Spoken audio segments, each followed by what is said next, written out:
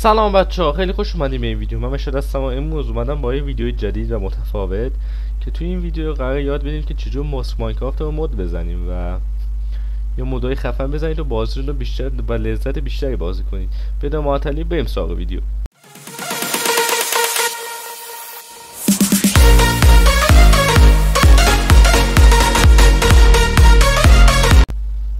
خیلی خوب دوستان، برای اینکه شما برای ماینکرافتتون مود بزنید باید نسخه فورگ ماینکرافت رو داشته باشید. حتما باید نسخه فورگ ماینکرافت رو داشته باشید. اما ببینید دو راه داره که بتونید نسخه فورگ ماینکرافت رو دانلود کنید. یکی اینکه وارد تیلانچرتون بشید، دوتاش هم از تیلانچر. وارد تیلانچرتون بشید و از این قسمت هر نسخه ای که دوست دارید از فورگ ماینکرافت رو دانلود کنید که بهترین ورژن پیشنهادی من بهتون نسخه 1.19.2 ماینکرافته که من الان دارمش. یا الان شاید بگید چرا واسه نمیشه فورگ نمیشه مدیوم، که چون من خودم ساختم. یه قسمت هم هست میان داخل این قسمت تیل مود، خب میزنید و اینجا مثلا کریت رو میزنید، خب و یه نیم واسه چیزتو انتخاب میکنید. مثلا من می‌نویسم مثلا مدیوم مثلا 1.21 1.21. خب بعد نسخه فورگ رو دانلود میکنید، میاد گیم ورژن 1.21 رو مثلا میزنید و کریت رو میزنید. حالا من چون قبلا ساختم نمیزنم. کریت رو میزنید، خب 1.19.2 میبینید مثلا واسه من اینجا اومده. خب حالا مود از کجا دانلود کنم؟ بچه برای مود باید وارد گوگلتون بشید و سرچ کنید دانلود مود فور ماینکرافت پی سی. خب یا همون دانلود مود برای ماینکرافت کامپیوتر که انگلیسی باید بنویسید. اینو که زدید اولین سایت کراس فورک که بهترین سایت برای دانلود مود میزنید و چی میگن یه مود رو دانلود میکنید. حالا اینجا هزاران تا مود است. بچه ها دقت کنید، مودایی که مود همیشه فایلش با جاوا، پسوندش جاوا، ولی اگه دیدین مودی رو دانلود کرد که زیپ بود یا رر بود، فشرده شده بود، اون مود نیست، اون ریسورس پکه. خب حالا مثلا شما یه مود رو دانلود میکنید، حالا از چی بگم، حالا من خودم چند تا دانلود کردم دیگه، لازم نیست دانلود کنم. شما یکی رو دانلود میکنید که پسوندش جاوا باشه. الان بهتون نشون میدم.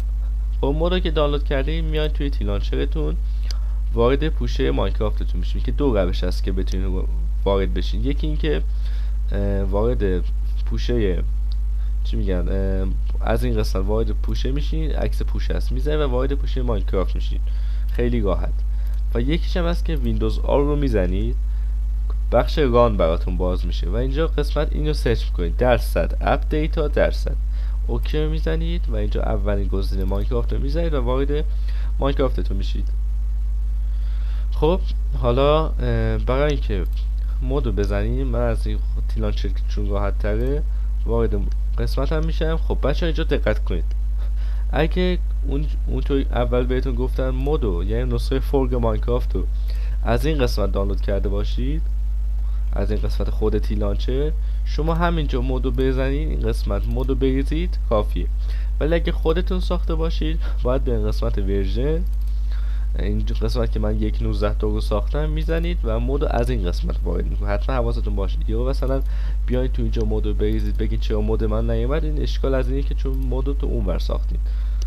خب حالا مثلا من وارد نسخه ورژنم میشم 1.19 و میبینید مودای من اینجاست. حالا مثلا من یه مود دانلود کردم از قبل، خب که خودم ریختم توش، این مود منه. خب ببینید پسوندش جاواه، دقت کنید جار نوشته پسوندو. خب همیشه باید شکلشون این شکلی باشه. اینو کپی میکنید وارد پوشه ماینکرافتتون میشید. من بازم ماینکرافت پوشش رو باز کنم. خیلی وارد پوشه ماینکرافتتون میشید و ورژن رو میزنید. حالا چون من خودم ساختم وارد ورژن میشم، قسمت مود و مود رو اینجا کپی یا پیست میکنید و پیست میکنید و تمام مود شما اضافه شده. خب ریسورس پک اما فرق داره وقتش. ریسورس پک اینه که فایل همونه، هیچ فرقی نداره، فقط چون فایل زیپه میاد این قسمت توی ریسورس. ای بابا چی شد؟ کجا رفت ریسورس پکم؟ سب کنید برگردم. ای بابا فکر کنم ریسورس پک رو ریختم تو این هولش دادم یه جا. آها اینو باید برگردونم. چه چجوری برگردونم اینو حاجی؟ خیلی خب خلاصه حالا ریسورس پک من رفتم از اینجا بهتون توضیح میدم. خب این پوشه ریسورس پک فقط کافیه توی پوشه ریسورس پکتون بریزید. الان دقت کنید من 3 تا ریسورس پک ریختم توی ماینکرافتم. این قسمت ها فایل که زیپن ریسورس پک. خب این از این.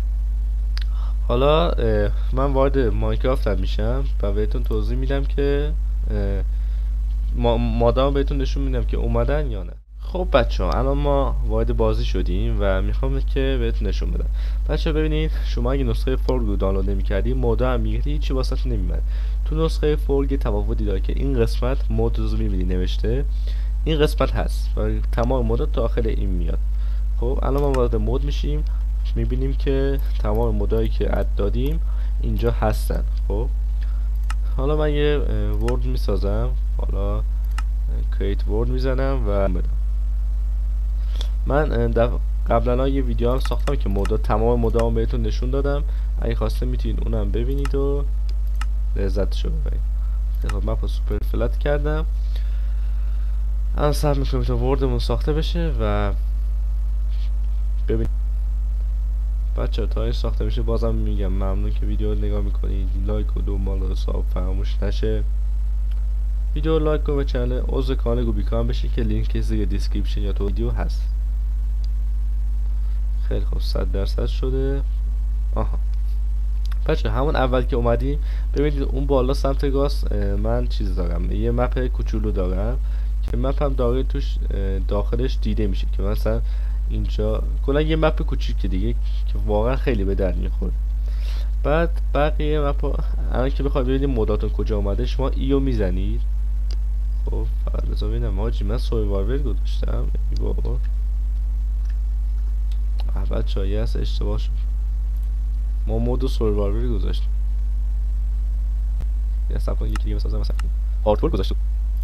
اینو قبول نیست. حساب می‌کنم تا مودمون دنیامون ساخته بشه. خیلی خوب بچه‌ها ببینید الان من اینجا دو تا چیز برداشته بودم. الان اینجا وردم. خیلی خوب بچه‌ها ببینید الان من اینجا دو تا چیز برداشته بودم. الان اینجا ورد ما ایو میزنید اینوینتوریتون باز میشه. اولین صفحه خود آیتم‌های ماینکرافته که همتون دیگه میدونید.